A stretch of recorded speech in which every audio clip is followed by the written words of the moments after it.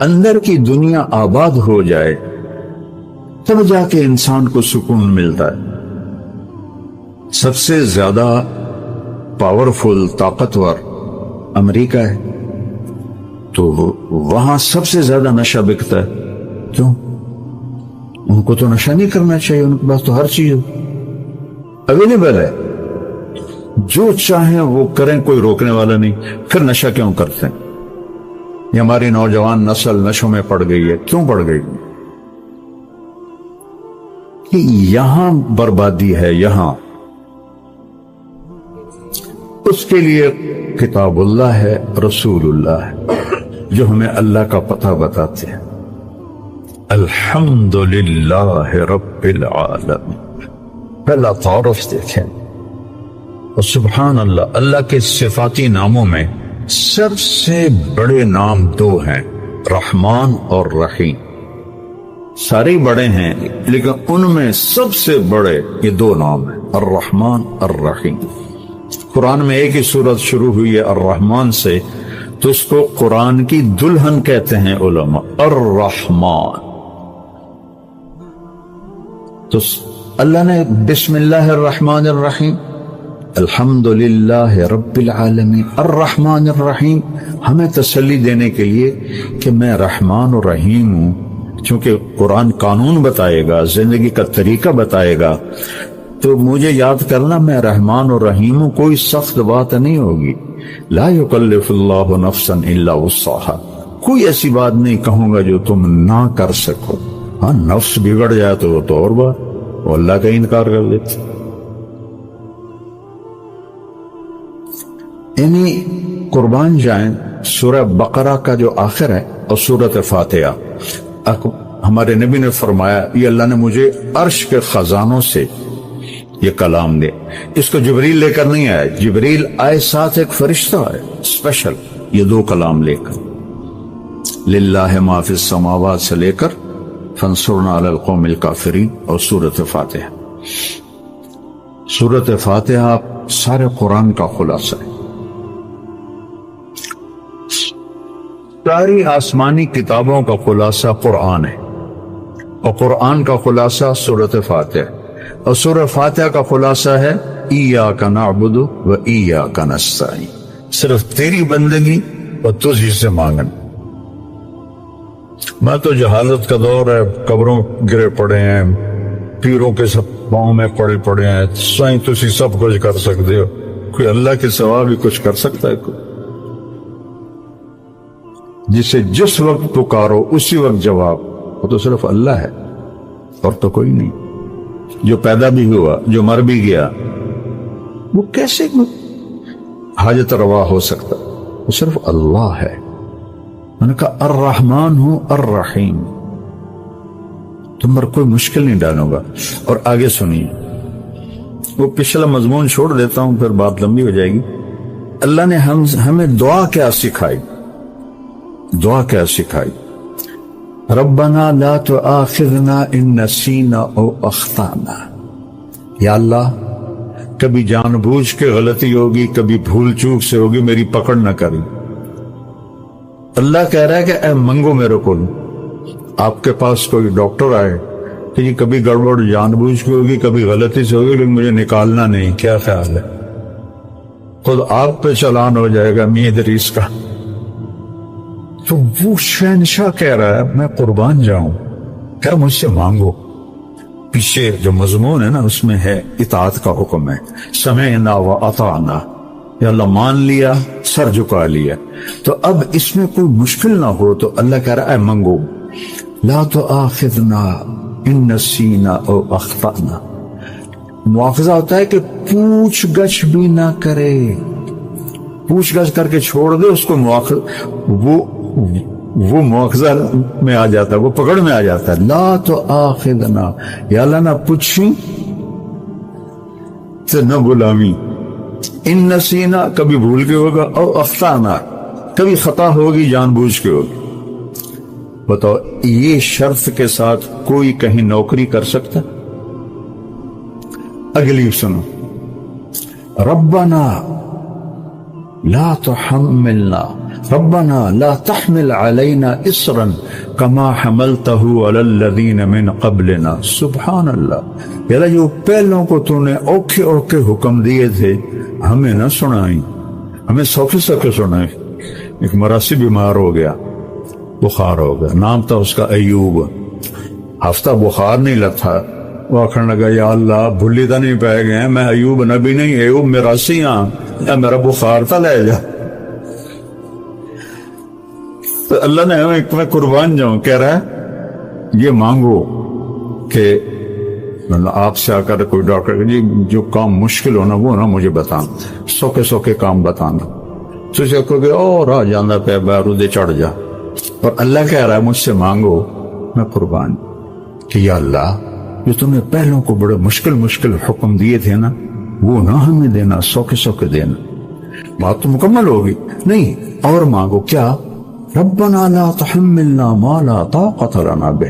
یا اللہ چاہے کم سوکھا ہی ہوئے وہ میں نہ کر سکا وہ بھی نہ آکھی. اب بتاؤ اس سے زیادہ کیا اپنے رب کی رحمت پر. اس لیے آپ نے کہا یہ عرش کے خزانوں میں سے کا لام. اور اس کے بعد اتنی چھوٹ لے کر پھر تو اس کو ڈیلی ویجز پہ بھی کوئی نہیں رکھ سکتا. چلو آپ ڈیلی ویجز پہ رکھ لیں، لیکن آگے جب تنخواہ کا معاملہ ہے تو اللہ کہتا مانگو، صلہ مانگو، تنخواہ مانگو. واعف عنا واغفر لنا وارحمنا انت مولانا فانصرنا علی القوم الکافرین. جو فرسٹ آیا ہو کسی بھی امتحان میں اس کو جیسے فل پروٹوکول دیا جاتا ہے، دعا میں اللہ نے فل پروٹوکول دیا ہے کہ میں نے خود ہی تمہیں یہ چھوٹیں دی ہیں، اب تم کہیں ڈر نہ جانا کہ پتہ نہیں کچھ ملے گا بھی صحیح کہ نہیں. مانگو واعف عنا. پہلا کام یہ ہے کہ ہمارے گناہوں کا نشان مٹا دے. نشان مٹانے کو عفو کہتے ہیں. نشان مٹانا اس کو عفو کہتے ہیں، معافی نہیں کہتے. نشان مٹانا کا پہلا کام یہ کر کہ یہاں جو کچھ لکھا گیا نا پٹھے پاسے انہوں مٹا دو. واغفر لنا دوسرا یہ کر کہ ہمیں معاف کر دے. تیسرا یہ کر ورحمنا سنو جنت ہی دے. اور شاید تمہارے دلوں میں یہ بات آ گئی وہ ڈھیر مانگ لیا ہے، کہیں کم الٹا نہ ہو جاوے. تسلی کے لیے ایک جملہ انت مولانا، تو ہی تو ہمارا مولا ہے، تجھ سے نہ مانگے تو اور کس سے مانگے. چلو ایک اور بھی مانگ لو، پوری صرف جنت پہ تمہارا گزارا نہیں ہوگا، دنیا میں بھی عزت چاہیے. فانصرنا علی القوم الکافرین، میں دنیا میں کفار پہ عزت عطا فرما. سبحان. تو اللہ سے جڑنے کے بغیر روح مکمل نہیں، اور کھانے کے احتیاط کے بغیر جسم مکمل نہیں. میڈیسن سے نہیں یہ مکمل ہوتا. تو روح کو اللہ سے جوڑنا ہے، اس کے لیے کتاب اللہ ہے اور رسول اللہ ہے. قل ان کنتم تحبون اللہ فاتبعونی. اگر دعویٰ کرتے ہو کہ ہمیں اللہ سے بڑا عشق ہے تو میری غلامی میں آؤ. اللہ کہہ رہے ہیں ان سے کہو کہ میری غلامی میں آؤ، میرے بن کے دکھاؤ. یحببکم اللہ، پھر میں تم سے پیار کروں گا. تو واحد ہمارے نبی ہیں جن کی پوری زندگی پیدائش سے وفات تک محفوظ ہے. یعنی ایک معمولی سی بات، جب آپ کسی کو بلاتے تھے جیسے مرضی بلائیں، لیکن حدیث میں آتا جب آپ کسی کو بلاتے تھے تو ایسے کر کے بلاتے، ایسے نہیں کرتے تھے. کتنی چھوٹی بات ہے، ایسے نہیں کرتے تھے، ایسے کرتے. انگلی اٹھانا ایک عیب سمجھا جاتا ہے، آپ ایسے کر کے بلاتے تھے. اتنی چھوٹی چھوٹی باتیں بھی لکھی پڑی. جب آپ کو کوئی بلاتا تھا ادھر سے یا رسول اللہ تو آپ ایسے نہیں کرتے. اب یہ ساتھی کھڑا ہے، یہ مجھ سے کہے مولوی صاحب تو میں اتنا ہی کروں، ادھر والا کوئی کہے مولوی صاحب تو میں اتنا کروں. اور جب میرے نبی کو کوئی بلاتا تھا یا رسول اللہ تو آپ ایسے کر پورا سینہ دیتے تھے، گردن. ادھر سے کوئی بلاتا یا رسول اللہ تو آپ ایسے کر. پیچھے سے کوئی بلاتا فل موڑ کے اس کی طرف پھر کر کہتے تھے جی فرمائی. میں نے آپ کو چھوٹی سی مثال دی کہ میرے نبی کی زندگی کا ایک ایک ذرہ لکھا پڑا ہے. کوئی نبی ایسا نہیں ہے جس کی زندگی اس طرح محفوظ کی گئی ہو. آپ کی چال کیسی تھی, آپ کی رفتار کیسی تھی, آپ کا معاملہ کیسا تھا, آپ گھر میں کیسے تھے, آپ باہر کیسے تھے, آپ نے شادیاں کیوں کی, زندگی سمجھانے کے لیے. چونکہ سب سے مشکل رشتہ خامد اور بیوی ہے, اسے نبھانا سب سے مشکل ہوتا ہے. تو آپ نے کہا دیکھو مجھے عورتوں کی کوئی خواہش نہیں ہے, میں نے جہاں شادی کی, جہاں بیٹی کی شادی کی, اللہ کی وحی آئی پھر میں نے قدم اٹھا. ورنہ 25 سال کا نوجوان 40 سال کی بیوہ عورت سے شادی کر سکتے. آج کسی 25 سال کے بچے کو اس کا باپ کا پترا ہے 40 سال کی بیوہ ہے تیری شادی کرنی, وہ تو کراچی دوڑ جائے. آپ نے 25 برس 40 سال کی عورت کے ساتھ گزارا. جب ان کا انتقال ہوا آپ کی عمر 50 سال ہوئی تو 10 شادیاں کر لی. زندگی سمجھائی. گھر میں زندگی میاں بیوی کا نباہ بڑا مشکل ہوتا ہے کیونکہ یہ خونی رشتہ نہیں ہوتا ہے, ایک بول پہ بنتا ہے, ایک بول پہ ٹوٹتا ہے. تو یہ سب سے مضبوط ترین اور اہم ترین رشتہ ہے کہ اس سے رشتے جنم لیتے ہیں. یہ پہلا رشتہ آدم و حوا کا قائم ہوا, خامد اور بیوی کا قائم ہوا. لنال 3-4 پتر بھی بنا کے دے دینا اوپر مشکل ہے, کن فیکون ہی کرنا نہیں. اولاد پہلے ماں باپ, پہلے میاں بیوی بنایا پھر اولاد. اور عجب میرے نبی کی شان ہے, جب وہ نکاح ہو گیا جنت میں تو اللہ نے کہا مہر دو, آدم حوا کو مہر دو. مہر کیا چیز ہے؟ یہ کسی کی بیٹی کی قیمت نہیں ہے, چاہے جھونپڑی والا ہو چاہے محل والا ہو. یہ ایک علامت ہے کہ جب تک یہ نکاح باقی ہے یہ لڑکا اس لڑکی کے خرچ کا ذمہ دار ہو. کمانا اس کے ذمہ نہیں ہوگا, کمانا اس لڑکے کے ذمہ ہو. یہ مہر اس لیے ہے. تو انہوں نے پوچھا جی کیا مہر دوں؟ فرمایا تیری نسل میں میرا آخری نبی آئے گا, اس پہ ایک دفعہ درود پڑھ دے, یہ مہر ہے. کم از کم دن میں 300 دفعہ تو چلتے پہ صلی اللہ علیہ وسلم ہی پڑھ لو تو یہ کثرت سے درود والا بن جائے گا. جو 300 دفعہ پڑھے کثرت سے درود والا ہے, اور جو کثرت سے درود پڑھتے ہیں اس کی تو کوئی حد نہیں, لیکن 300 سے وہ کثیر میں آ جاتا ہے, جیسے 33 نمبر سے پاس ہونے والوں میں آ جاتا ہے. آپ نے کہا میں ان کی شفاعت کروں گا قیامت کے دن. اپنے نبی کو پڑھو, ان کی زندگی پڑھیں. کسی بھی علم سے انسان نہیں بنتا سوائے علم نبوت اور در رسالت پر سر جھکانے کے بغیر انسان نہیں بنتا.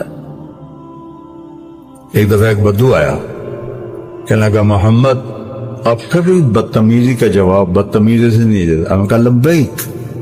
ورنہ آپ کہتے ہو میں نبیوں کو منہ سنبھال کے بات کر. لبیک. کہا تیری 3 باتیں بڑی عجیب ہیں, سمجھ نہیں آتی. آپ نے کہا کیا؟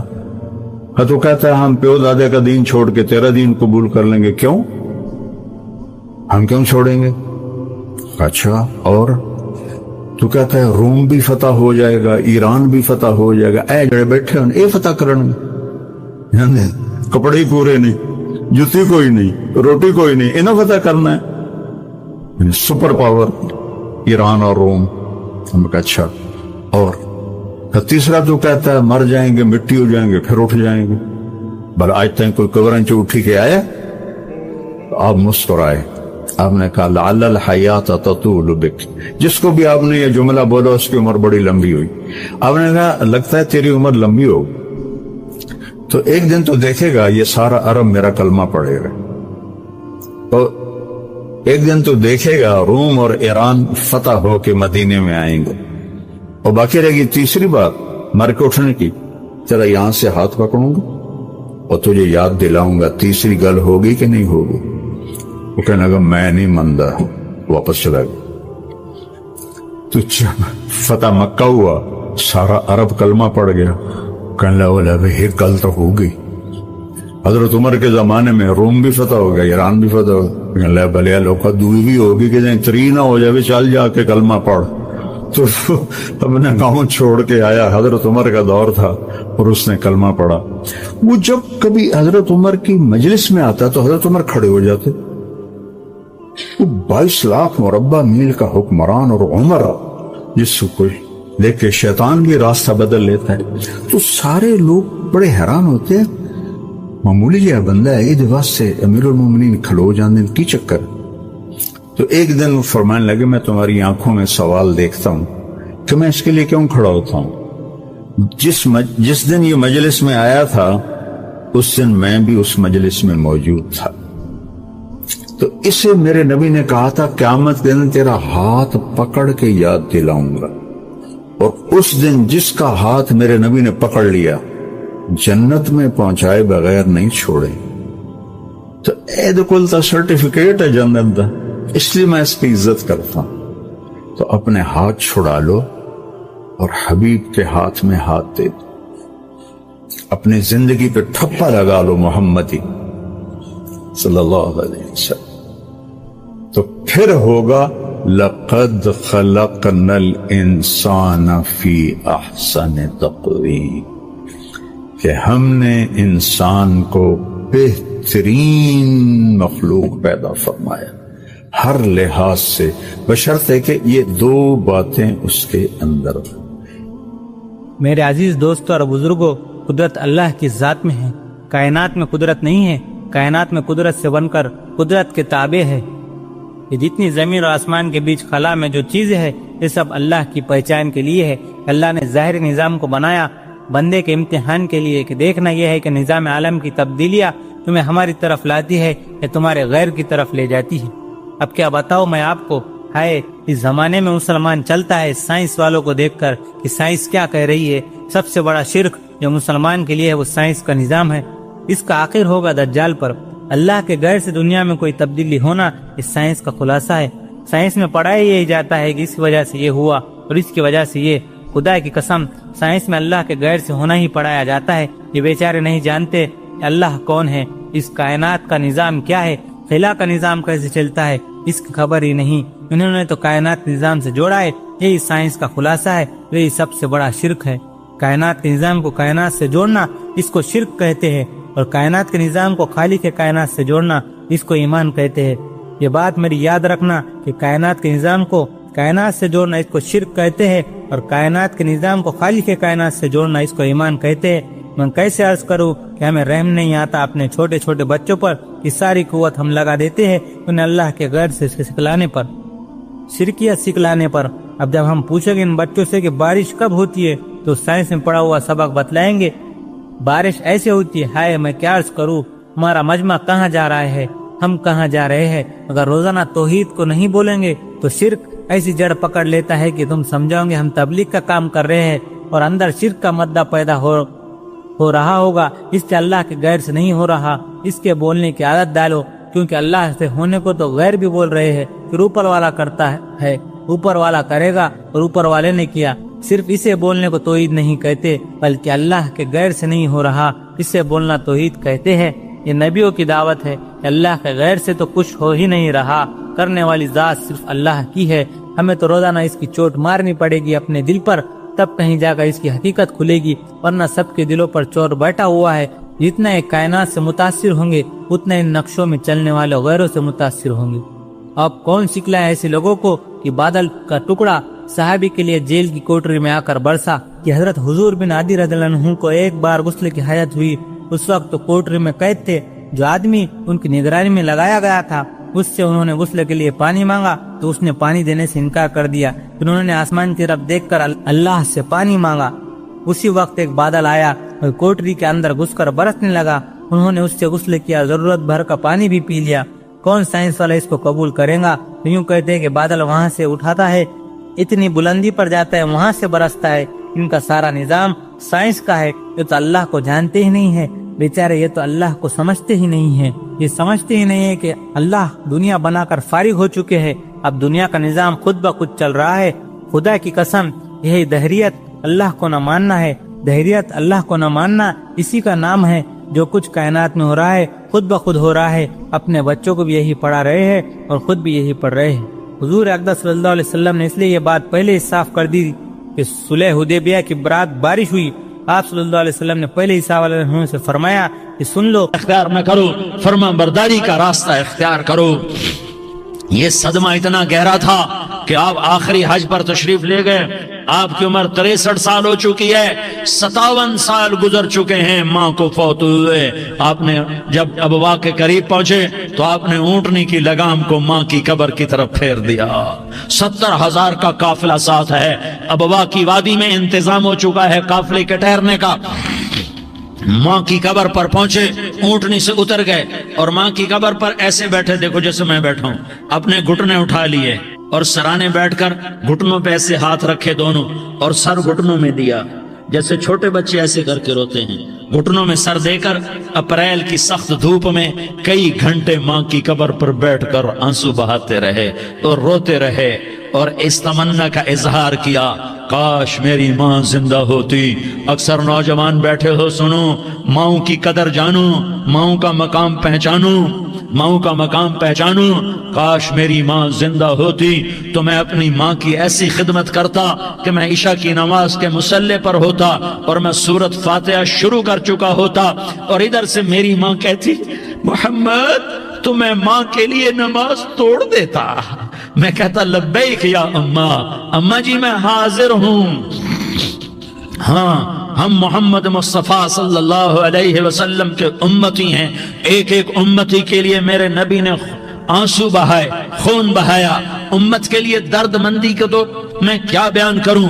احد کی جنگ میں عتبہ بن ابی وقاص نے پتھر مارا، وہ پتھر آ کر آپ کے منہ پہ لگا، آپ سیدھا ایسے گرے، پیچھے کھڈا تھا، اس کا کنارہ گردن میں لگا، آپ بے ہوش ہو گئے، دانت ٹوٹ گئے، چہرہ زخمی ہو گیا، آپ بے ہوش ہوئے، صحابہ سمجھے آپ کا انتقال ہو گیا۔ ابو بکر، عمر، علی، طلحہ، زبیر، سعد بن ابی وقاص، سہل بن حنیف، ابو دجانہ، عباد بن بشر اور ابو قتادہ، یہ 10 آدمیوں نے آپ کو گھیرے میں لیا ہوا تھا، 10 آدمیوں نے آپ کو گھیرے میں لیا ہوا تھا، 10 کے 10 کی چیخیں نکل گئیں کہ اللہ کے نبی شہید ہو گئے، شہید ہو گئے۔ تھوڑی دیر کے بعد آپ کو ہوش آیا، آپ نے آنکھ کھولی تو انہوں نے موقع کو غنیمت جانا کہ یا رسول اللہ ان کے لیے بد دعا فرمائیں، تم بدلہ لینا اپنی بہادری سمجھتے ہو، میں تمہیں معاف کرنا کہتا ہوں، اپنی بہادری بناؤ، معاف کرنا بہادری بناؤ، جھک جانا بہادری بناؤ، بیٹھ جانا بہادری بناؤ، جھک جانا دلیری بناؤ۔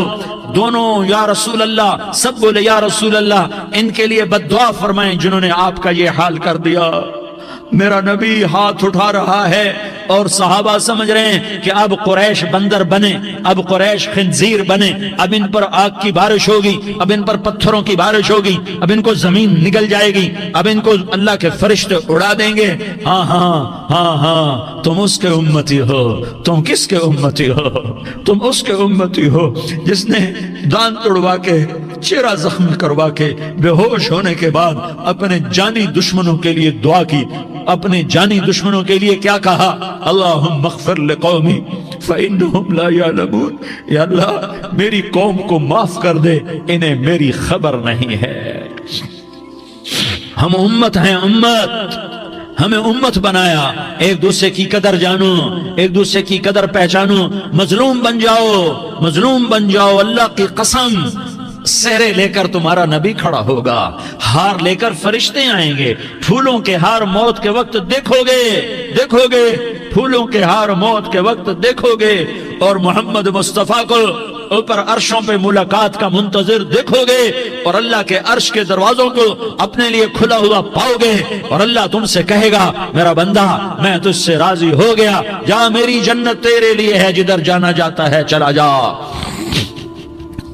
ہم امت ہیں، امت جنہیں میرا نبی نہ راتوں کو بھولا، نہ دن میں بھولا، نہ صبح میں بھولا، نہ دکھ جھیل کے بھولا۔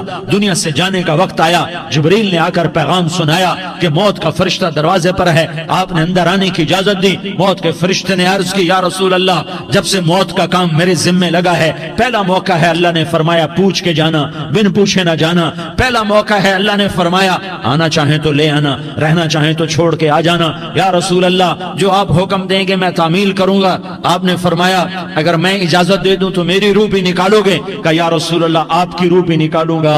ہائے آپ نے جبریل کو دیکھا. جبریل تو کیا کہتا ہے؟ جبریل کہنے لگے یا رسول اللہ آپ کی ملاقات کا شوق رکھتا ہے, اوپر ملاقات کی تیاریاں مکمل ہیں, ہاں آگے آپ کی اپنی مرضی ہے تو میں قربان جاؤں. میرے نبی نے یہ نہ کہا تو میری فاطمہ کا کیا بنے گا, میرے علی کا کیا بنے گا, میرے حسین کا کیا بنے گا جس کا شہید ہونا میں اپنی آنکھوں سے دیکھ رہا ہوں. آپ نے کہا میں دیکھ رہا ہوں ایک کتا میری اولاد کا خون چاٹ رہا ہے. حسین کے لیے دعا نہیں کی ہے, حسن کے لیے دعا نہیں کی ہے, علی کے لیے دعا نہیں کی ہے, فاطمہ کے لیے دعا نہیں کی, اہل بیت کے لیے دعا نہیں کی. ان کو اللہ کی تقدیر پہ چھوڑ دیا. سب سے بڑے دکھ اہل بیت نے دیکھے ہیں, سب سے زیادہ درد اہل بیت نے جھیلے ہیں, سب سے زیادہ قربانیاں اہل بیت کی ہیں.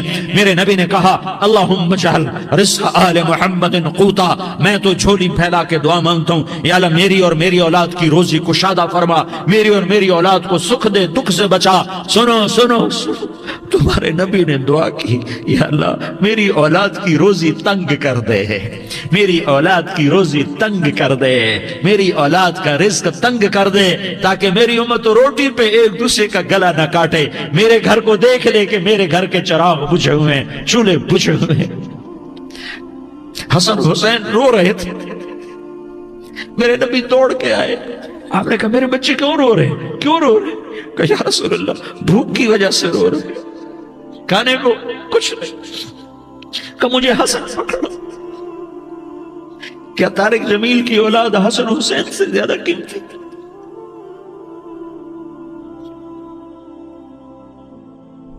میرے بچوں کی ماں فاطمہ سے زیادہ قیمتی ہے, میرا گھر اہل بیت سے زیادہ قیمتی ہے.